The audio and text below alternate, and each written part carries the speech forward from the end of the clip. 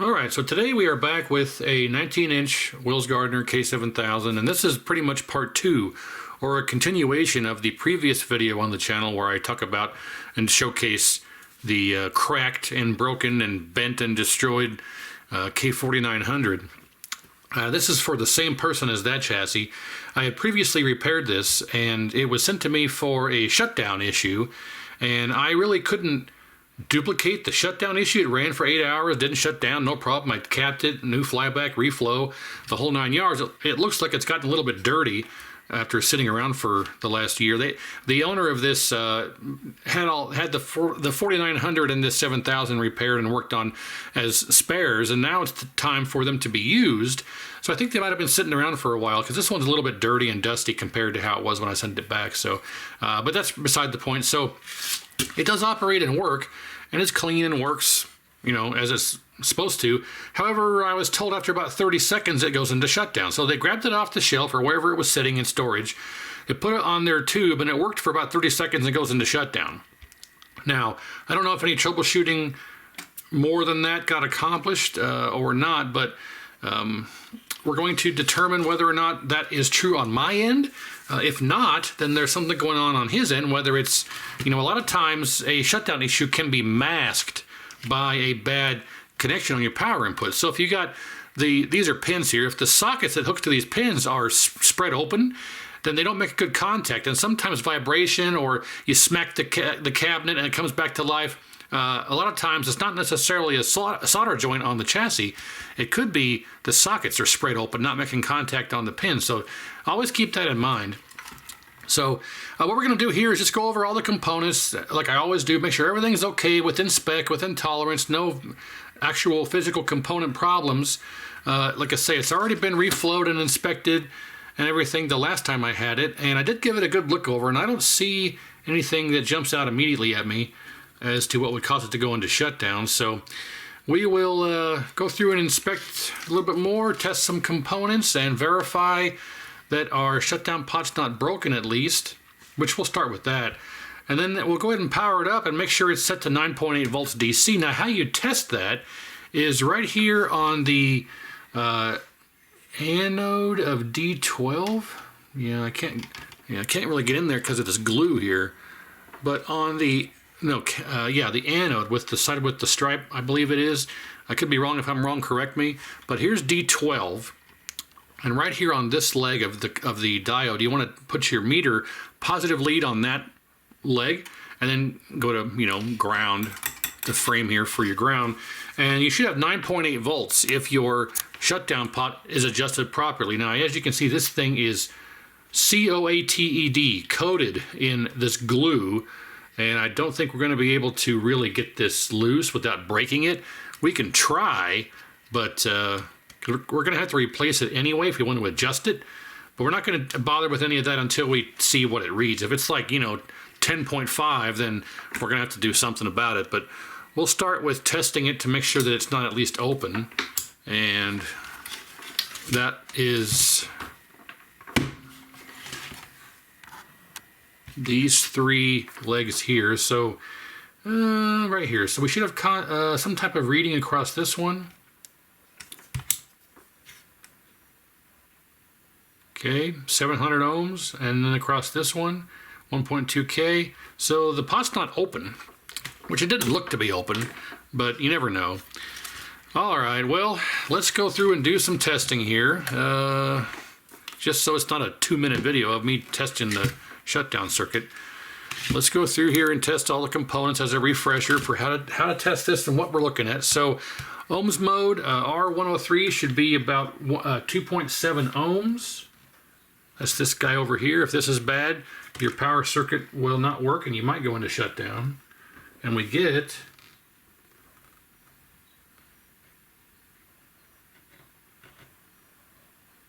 2.8. Perfect. All right.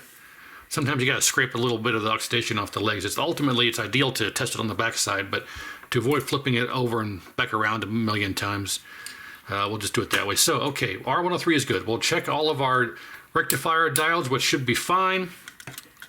Let's see, that's 18, should 19. D19, good. D20, Good. D21, D22. That's got a bunch of glue on it. Can I make it in there? Nope, we'll flip it over. Negative on this side. It's good. All right. D24. And our thermistor is in the way for decals. There we go. D23. That's good. Now, R104 here should be 15 ohms. Now, if you want to bypass checking all these rectifier diodes, you can just go right to R104. And if it reads like 5.7 ohms, then one of these rectifier diodes is shorted. But if it reads 15 ohms, then all these are going to be okay. So it's kind of a quicker way to test those by just going to R104. 16. I don't like it being 16 ohms, but it's close enough to 15 where it's not gonna, 15.9. Yeah, it's fine, okay. But anyway, so if this read like 5.7 ohms or 5 ohms, then one of these rectifier diodes is shorted, and it's easier to just test R104. But if you want to be thorough and test the rest of them, that's fine. So, okay, all that's fine. R101 should be about 5K in, it's a 6.5K ohm resistor, but it should be about 5K in circuit when reading through a bunch of other stuff.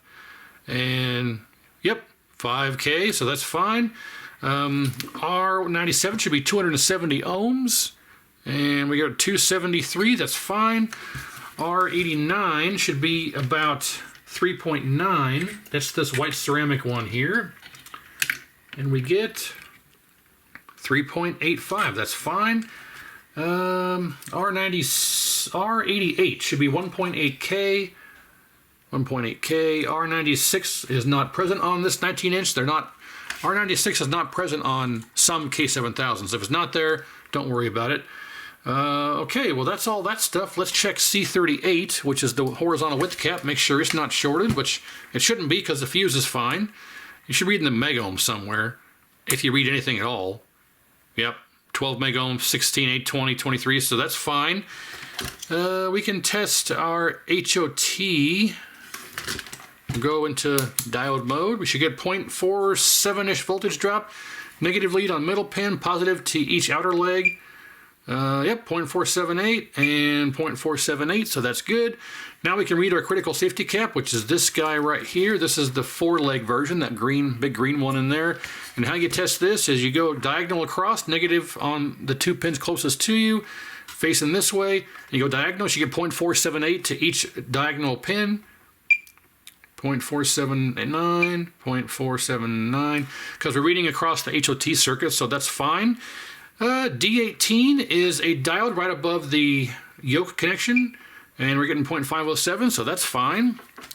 That's this diode right down in here above the, behind the C38 width cap. So that's all good. I guess the only thing left now is to test our voltage regulator. And we can test that by going back to ohms. We should get about 220-ish ohms on the B plus resistor here. 170. Oh, does this have the extra resistor on it? Yeah, okay. These 19 inches have an extra resistor. I think this is a 220 ohm resistor, but with this one in parallel with it, it goes down to about 180. So what you're really hoping to see here is at least, 180. Some of these are 220 without this extra resistor on here. Why some have it and some don't, I don't know. But regardless, if you test your resistor here and you get 0 ohms, then your voltage regulator is shorted. And as you can see here, it's not. Now, I knew all this was going to be okay because it powers up and functions but goes into shutdown. So I just wanted to make sure that all of these were actually within spec and tolerance. The only thing that's suspicious is R104, but being 16 versus 15, I think it's a 3% tolerance, which would be about, 15.3? So we're technically out of tolerance if my math is correct and my tolerance reading is correct, but it's not going to be out of tolerance enough to really cause any problem. If it's like, 18, then I'd worry about that. But anyway, so the voltage regulator, these 2 wires, the red and blue wires go to pins 1 and 4 on this wide fat one. It goes to pins 1 and 4. On the tall skinny one, it's 3 and 4. But if we go through here and read 0 ohms, it's shorted, but we're reading proper 170 or so with that extra resistor. So that's all fine. So I guess the next step is to really just hook it up to a tube and power it up and see what our shutdown pot reads. Because like I say, it wasn't going into shutdown on me, or I wouldn't have sent it back to the owner. So let's go ahead and grab a tube and fire it up and get set up here to read. You know, I think what I need to do probably beforehand is make sure we can actually connect onto that. And I don't think that we can. There's too much glue underneath it. I can't clip a lead onto it. So what we're going to do is solder a wire onto it to make it easiest, I guess. Do I have a wire? All right, snagged a wire off a spare chassis in the parts closet over here. And I got a little flux on the end of it, so we're gonna grab a little. Oop, I lost my. There we go. That thing never stays in there. Okay, we're gonna grab a little solder and solder a little end here. And okay, so for the shutdown pot, we want to go to the anode of D12, which is going to be, let's see, that's the cap. It's going to be right next to the cap. It's going to be this guy right here.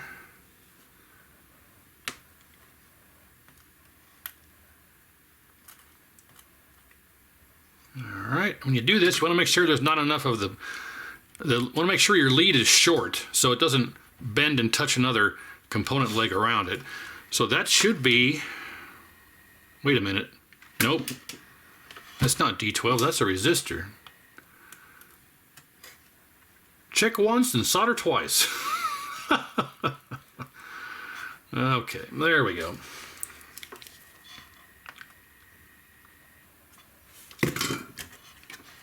Check once, solder twice. And so let's verify here. Okay, meter in continuity, and this leg here of D12 should be that. Yep, okay. And even if it wasn't soldered on properly or to the right component, it's not going to hurt anything when we power it up. We just wouldn't get a reading, and I'd figure it out fairly quickly. So, all right, so let's get this on a tube here. I got my rotisserie that a viewer kindly donated. We're going to set our tube up here and see if I can do that. Okay. Rock, boom, ba-dun, do-do-do-do-do-do-do-do. I think these go facing away from each other. I can't remember. Just for this yoke, I can't recall if these face away from each other. Some of these, they got so many test tubes that some of them require a specific way for the yoke to be hooked up for the image to be correct. If they're backwards, you just got to flip the leads, but I can't talk and do this at the same time. That's why I'm an amateur. All right, sorry about that. So, all right, so I was trying to hook up the horizontal on the vertical because I can't talk and do this at the same time. Okay, so there's that. And yeah, I can't recall exactly which way those are supposed to face. So if it's backwards or upside down, we'll flip them. We're not really worried about that right now. Degauss, okay. Doot, doot, doot, doot, doot, doot, doot, doot, doot. Rock. I don't know why that song's in my head, but it is. Oh, I guess what we'll do is pull this back a bit. And if you've never seen an anode connect, just fold the flaps back. And this tube has been sitting for, I don't know, a while. I haven't tested one of these in a while. So just to be safe, you know, because there are people out there that don't know what they're doing, we're going to attach a ground lead to the frame and just kind of, yep, nothing. So sometimes these will pick up, the tube's a giant capacitor. So sometimes they'll pick up a static charge out of the air and charge themselves. So even though it's been sitting for a long time, it's still possible to have picked up a charge. So it's always a good idea to go ahead and discharge it just to be safe. So, and then you just clip one side in like so, and then clip the other side in.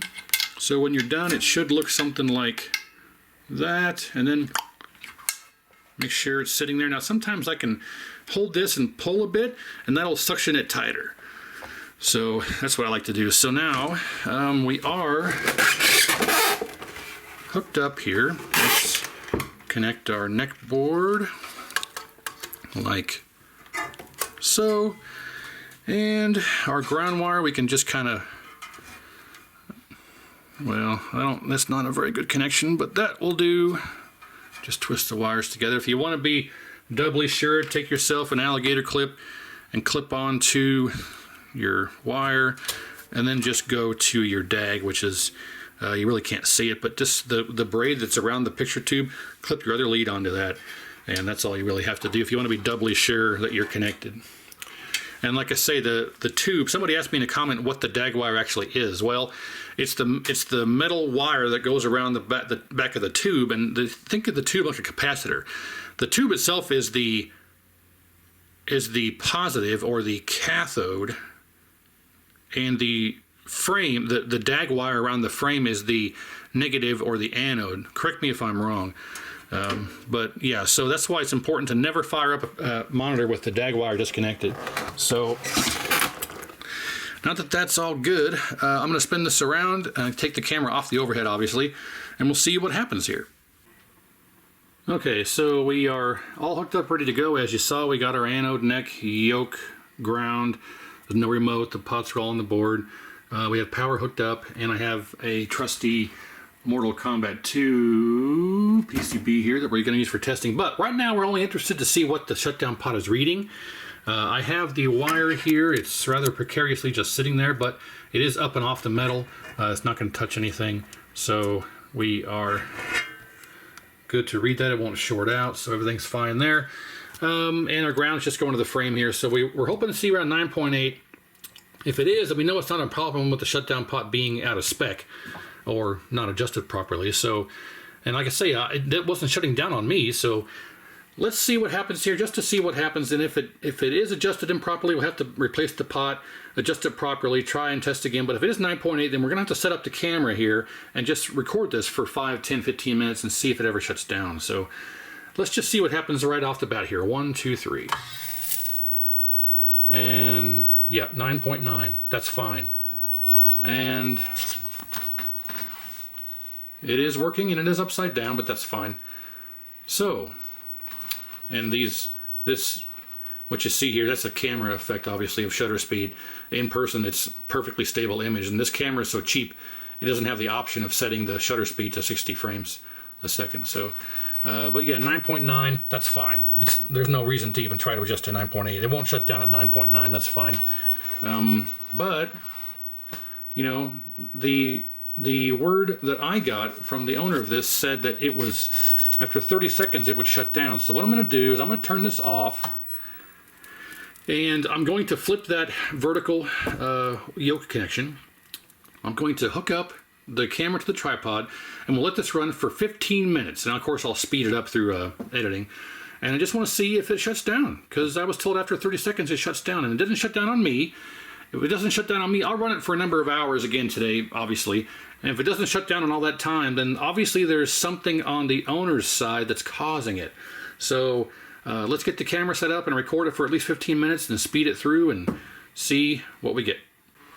All right, so the vertical winding is flipped. I've got the meter here so we can monitor what this ends up being at the 15-minute mark. And I got the light out because A, the light doesn't need to be on, and B, it kind of messes with when the tube is not actually operational in this angle, the camera likes to go in and out of focus. It doesn't keep focus. So I turn the light out so we can keep focus on the tube, and everything else we'll see how it goes. So I'm gonna turn this back on, and we are still at 9.9, which is fine. It doesn't need to be exactly 9.8, but 9.94, that's fine. That's not gonna cause shutdown. So if it's in the 9.8, 9.9 range. If you can start creeping up into like 10.5 or 10 and higher, then you're starting to worry about things. So we'll let this run for approximately 15 minutes. I'll just let it record, and of course we'll speed it up in the post-processing. But I do want to turn up the brightness slightly here. That's better. Okay. Colors are off, size and position, but we're not going to worry about that for now. Let's just let this run for 15 minutes and we'll see if it ever shuts down. So here we go.